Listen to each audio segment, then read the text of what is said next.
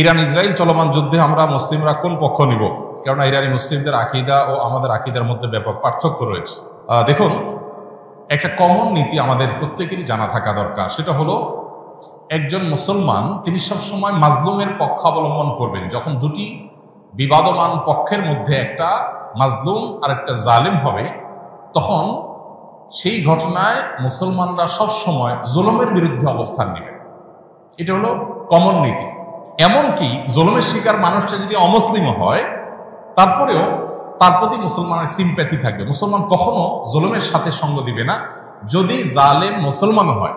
অতএব আপনার সাথে কোনো মাজলুমের যদি আকীদাগত মতপার্থক্য থাকেও, সেই মতপার্থক্য আপন জায়গায় থাকবে, সেটাকে আপনি রাখবেন, এবং বিরোধিতার জায়গাটা আপন জায়গায় থাকবে।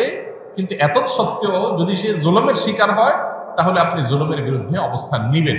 অন্তত সার্বিকভাবে, সামগ্রিকভাবে আপনি সেটার বিরুদ্ধে অবস্থান নিতে না পারলেও মানসিকভাবে হলেও তার বিরুদ্ধে আপনাকে অবস্থান নিতে হবে। এটা হলো মৌলিক নীতিমালা। মুসলমান কখনো জালেমের পক্ষে যেতে পারে না, মাজলুমের পক্ষ মুসলমান সবসময় নিবে। এক্ষেত্রে সূরা রোমের যে ঘটনা, সেটা আমাদের জন্য একটা বিশেষ নির্দেশনা হতে পারে। সূরা রোমের শুরুতেই আল্লাহ তাআলা যে বলেছেন আলিফ লাম মিম গুলিবাতির রোম, এখানে আমরা দেখেছি যে রোমানদের সাথে, তখন পারস্যের অগ্নিপূজকদের সাথে যে যুদ্ধ হয়েছে, সেই যুদ্ধে মক্কার মুশরিকরা পারস্যদের আর মক্কার মুসলমানেরা সাহাবায়ে কেরাম তারা রোমানদের সমর্থন করেছেন। কেন? কারণ রোমানদের সাথে আকীদাগত মতপার্থক্য থাকা সত্ত্বেও তারা আসমানি ধর্মে বিশ্বাসী, মুসলমানরা আসমানি ধর্মে বিশ্বাসী। এই জায়গাতে মিল আছে, এই যে ঐক্যের একটা যোগসূত্র আছে, সেটার ভিত্তিতে তাদের প্রতি সমর্থন ছিল। আর পারস্যের তারা মুশরিক ছিল, ঐক্যের যোগসূত্র ছিল না সে অর্থে, এই জন্য তাদের বিরুদ্ধে ছিল। অতএব আজও আমরা ওই মূলনীতি মাথায় রেখে অনেক আহলে কেবলা, অনেক আপনার মুসলিম আছেন যারা হয়তো বিভ্রান্ত, যারা হয়তো বিদআতে লিপ্ত, কেউ কেউ হয়তো শিরকে বা ইসলামের গণ্ডি থেকেও খারেজ, বাট বাহ্যিক দৃষ্টিকোণ থেকে আদর্শ সময়তে মুসলমান মানুষ মনে করে পরিস্থিতি বিবেচনা, বিশেষ করে তারা যখন জুলুমের শিকার হবে, তখন জালিমের পতন চাওয়া বা তাদের চাইতে আরো বেশি জুলুম যারা করছে তাদের পতন চাওয়া বা তাদের ব্যাপারে আপনার যথাযথ অবস্থান গ্রহণ করা, এটা মুসলমানের, একজন দায়িত্বশীল মুসলমানের কর্তব্য। সেই স্ট্যান্ড বা সেই অবস্থানটা আমাদের এক্ষেত্রে হতে পারে। এছাড়া এটা তো ঠিক যে সিরিয়া যুদ্ধে ইরাকে বহু সুন্নিকে তারা হত্যা করেছে, নির্মমভাবে হাজার হাজার লক্ষ লক্ষ সুন্নিকে তারা হত্যা করেছে। মূলত পৃথিবীতে মানুষের পাপের কৃতকর্মের প্রায়শ্চিত্ত মানুষকে করতে হয়। বিশেষ করে জুলুম যদি করে কেউ, তাহলে জীবদ্দশাতেই তার প্রায়শ্চিত্ত করতে হয়, আখিরাতে তো আছেই। এই জন্য জুলুম থেকে আমরা সবসময় নিজেদেরকে বাঁচিয়ে রাখবো, কোনো যুক্তিতেই আমরা জুলুম করব না। এমনকি যুদ্ধক্ষেত্রেও নবী সাল্লাল্লাহু আলাইহি ওয়াসাল্লাম আমাদেরকে জুলুম করার পারমিশন দেন নাই, অমুসলিমের সাথে আল্লাহ তাআলা জুলুম করার পারমিশন আমাদেরকে দেন নাই।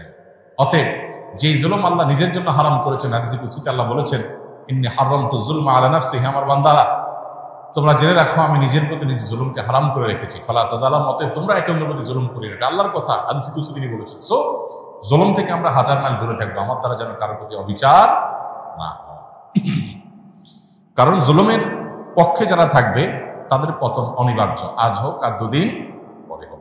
ইসলামিক দলের ওরা কি বাধ্যতামূলক কিনা, নির্দিষ্ট দল না করলে কি মানুষ কাফের হয়ে যাবে? ভাই, এগুলো হলো বিভিন্ন আমাদের ভাই ব্রাদারদের বাড়াবাড়ি। বিভিন্ন ইসলামিক দলের কর্মীরা তারা তাদের মতো করে অনেক কথা বলেন, যেগুলো আসলে না কোরআন হাদিসে আছে, না তাদের দলের নেতারা তাদেরকে ভাই বলেন। এরকম অনেক ভাই ব্রাদার আছেন যারা এই ধরনের কথাবার্তা বলেন। একজন মুসলমান রাজনীতি সচেতন হতে হবে। ইসলাম এবং মুসলমানদের কল্যাণ কোন দিকে, অকল্যাণ কোন দিকে, এইটুকু বোঝার মতো ক্ষমতা একজন মুসলমানের মধ্যে থাকতে হবে। এবং তিনি ইসলাম এবং মুসলিমদের কল্যাণ, নিজের দেশ, মাটি, মানুষের কল্যাণ বিবেচনা করে তাকে সিদ্ধান্ত নিতে হবে। তার কোনো সিদ্ধান্ত এটা যদি কোনো খারাপ মানুষের বা ইসলাম মুসলমানদের প্রতি বিদ্বেষ পোষণকারী বা ইসলামের ব্যাপারে অমনোযোগী মানুষের এগিয়ে যাওয়ার পথকে উন্মোচন করে, সে আল্লাহর কাছে দায়ী থাকবে। এজন্য তার রাজনীতির সচেতনতা, তার মতামত এবং ভোট প্রদান, এগুলোর ক্ষেত্রে অবশ্যই দায়িত্বশীলতার পরিচয় একজন মানুষকে দিতে হবে। কিন্তু একই সাথে দাওয়াতি কাজ করার জন্য, ইসলামের মানুষকে আহ্বান করার জন্য অনেক প্ল্যাটফর্ম আছে।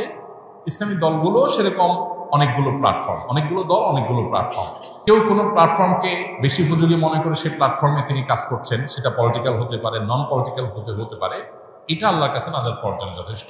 মৌলিকভাবে মুসলিমদের যে মূল ধারা আছে, সেই মূল ধারা, সেই ধারার মধ্যে আবার বহু উপধারা, বহু প্ল্যাটফর্ম আছে, সেগুলোর বাইরে এসে মূল ধারার সাথে যাতে কানেক্টেড থাকে মুসলমানরা, সেখান থেকে বিচ্ছিন্নতাবাদের দিকে যেন না যায়, নিজস্ব কোনো মতবাদ যেন তৈরি না করে, আলাদা কোনো আপনার গিরিপথ যেন তৈরি না করে, এই ব্যাপারে শরীয়ত আমাদেরকে সতর্ক করে। যাতে ঐক্যবদ্ধ থাকার মানে হলো সেটা কোনো একটা বলয় বা প্ল্যাটফর্ম বা কোনো একটা সংগঠন, সাংগঠনিক পরিচয়, পলিটিক্যাল হোক নন পলিটিক্যাল হোক, এ ধরনের প্ল্যাটফর্মে কাজ করলে কাজের সুবিধা হয়, সন্দেহাতীতভাবে সেটি জায়েজ। কিন্তু সেটা করতে গিয়ে যদি আমরা অন্ধ হয়ে যাই, আমাদের ওয়ালা বাড়াটা যদি দলকে ঘিরেই হয়ে যায়, আল্লাহ এবং তার রাসূলের জন্য না হয়ে যদি সেটা সীমাবদ্ধ এবং সীমিত একটা চিন্তার জন্য হয়ে যায়, তাহলে সেটা আবার গুনাহের বিষয়ে হতে পারে। এই জন্য বিষয়গুলোকে পার্থক্য করা, পরখ করা, ইম্পর্টেন্সি এবং গুরুত্ব বোঝার পাশাপাশি কতটা ইম্পর্টেন্ট শরিয়াতে সেটাও বোঝা গুরুত্বপূর্ণ। আমরা অনেকে এক্ষেত্রে বাড়াবাড়ি করি, আবার অনেকে ছাড়াছাড়ি করি। এই দুইটারই অবসান হওয়া দরকার এবং সঠিকটা আমাদের অন্তত উপলব্ধি করা দরকার। আল্লাহ তাআলা বুঝার তৌফিক দান করুন। ওয়াহাবি ও সুন্নির মধ্যে পার্থক্য কি? এটা তো কমন একটা বিষয় আমাদের দেশে। সৌদি আরবের আব্দুল ওয়াহাব নজদীর অনুসারী যারা, বিশেষ করে যারা বেদাত এবং শিরকের ব্যাপারে একটু বেশি কঠোর এবং সচেতন, আমাদের সময় তাদেরকে ওয়াহাবি বলে মানুষ চিনি। যদিও ওয়াহাবি হওয়াটা কারোর কাছে গৌরবের, আবার কেউ এটাকে গালি হিসেবে দেয়। আবার এর বিপরীতে যারা আহলে সুন্নাত জামাতের অনুসারী বলে দাবি করেন নিজেদেরকে, তারা নিজেদেরকে সুন্নি হিসাবে পরিচয় দেন। তাদের ব্যাপারে আবার ওয়াহাবি পরিচয় বা ওয়াহাবি ট্যাগ যাদেরকে দেওয়া হয়, তাদের দৃষ্টিভঙ্গি হলো যে এরা বেদাতের ব্যাপারে অনেক বেশি তারা আপনার শিথিল এবং বেদাতে অনেক বেশি লিপ্ত। এখানে অবশ্য বেদাতের সংজ্ঞা পরিচয় নিয়ে নানাবিধ মতো পার্থক্য আছে। এটা এমন একটা বিষয় যে এগুলো চাইলেই আমরা এই বাউন্ডারিগুলো দূর করে ফেলবো, এই ওয়ালগুলো দূর করে, দূরত্বগুলো দূর করে সব একাকার করে ফেলা সম্ভব না। তবে হ্যাঁ, কোনো মুসলমানের মধ্যেই মৌলিক কিছু বিষয় আছে যেগুলোতে কোনো পার্থক্য বা ভিন্নমত থাকার সুযোগ নেই। এর ভিতরে একটা হলো আমরা কিতাবুল্লাহ এবং সুন্নাত রাসূলুল্লাহর অনুসরণ করব, এর মধ্যেই নাজাত, এটাই হলো সেফ এবং নিরাপদ পথ। অতএব আমরা যত বেশি সুন্নাহর কাছাকাছি থাকবো বা সুন্নাহর উপরে থাকবো, তত বেশি আমরা নিরাপদ থাকবো ইনশাআল্লাহ। কিয়ামতের আগে বহুবিধ দল এবং ফেরকা তৈরি হবে। নবী সাল্লাল্লাহু আলাইহি ওয়াসাল্লাম বলেছেন, কুল্লুহুম ফিন্নার ইল্লা মিল্লাতুন ওয়াহিদা। এর মধ্যে একটা ফেরকা নাজাত প্রাপ্ত হবে। তারা কারা? তারা হলো মা আনা আলাইহি ওয়া আসহাবি। নবী সাল্লাল্লাহু আলাইহি ওয়াসাল্লাম তার সাহাবীরা যে পথে ছিলেন, বাস আমরা নবী সাল্লাল্লাহু আলাইহি ওয়াসাল্লাম এই কাজটা এভাবে করেছেন কিনা, করতে বলেছেন কিনা, সেটাকে আমরা আমাদের অবলম্বন হিসেবে গ্রহণ করলে এটাই হবে আমাদের জন্য নিরাপদ। ট্যাগ, নাম যাই দেয়া হোক না কেন, অতএব সেটা হলো আমাদের কাছে মুখ্য এবং মূল বিষয়। আস-সুন্নাহ ফাউন্ডেশন, উম্মার স্বার্থে সুন্নাহর সাথে।